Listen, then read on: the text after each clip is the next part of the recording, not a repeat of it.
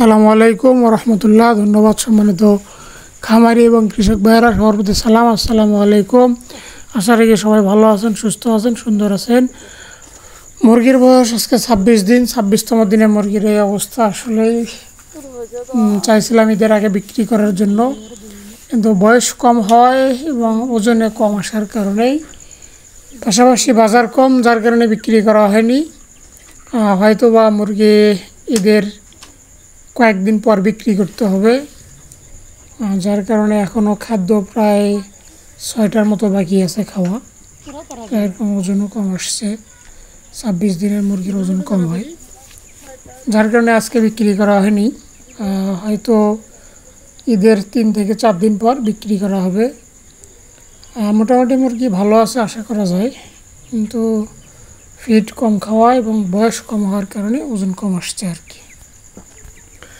বরাবর নেয় মোটামুটি মনে হচ্ছে যে ভালো হবে, কিন্তু বাজার যদি কম হয়ে যায় আর কি, তাহলে হয়তো এবার লস হবে। বাজার কম হলে কিছু করারও নাই, কারণ যেহেতু কুরবানির ঈদ, কুরবানি হবে, কয়েক লক্ষ গরু কুরবানি হবে, যার কারণে গরু, ছাগল সহ ইত্যাদি পশু কুরবানি হবে, যার কারণে প্রত্যেক ঘরে ঘরে প্রায় মাংস থাকবে। সেক্ষেত্রে হয়তো মুরগি খুব কম বিক্রি হবে। হয়তো 2-1টি বিবাহ অনুষ্ঠান সহ বিভিন্ন অনুষ্ঠানে 2-1টি ছাড়া বিক্রি খুব কম হবে। আবার দেখা যাবে হয়তো ঈদের 4 থেকে 5 দিন বা 10 দিন পরে আবার মুরগি বিক্রি শুরু হবে, তবে পরিমাণে খুব কম। গত বছর ঈদের পরে মুরগির বাজার অনেকটাই কমে গিয়েছিল, হয়তো এবারও এরকমই হবে। বলা যাচ্ছে না লাভ হবে না লস হবে, আসলে ভাগ্যের উপরে ছেড়ে দেওয়া হয়েছে। মুরগি মোটামুটি সুস্থ আছে।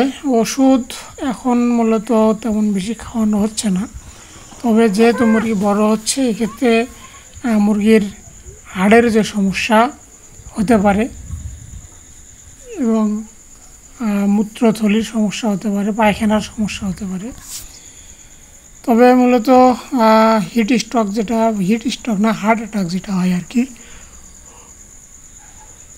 বিশেষ করে মুরগি 25 দিনের পরে গিয়ে দেখা যায় যে বড় বড় মুরগি হার্ট চর্বি জমার কারণে হার্ট অ্যাটাক হয়ে যায়, মারা যায়।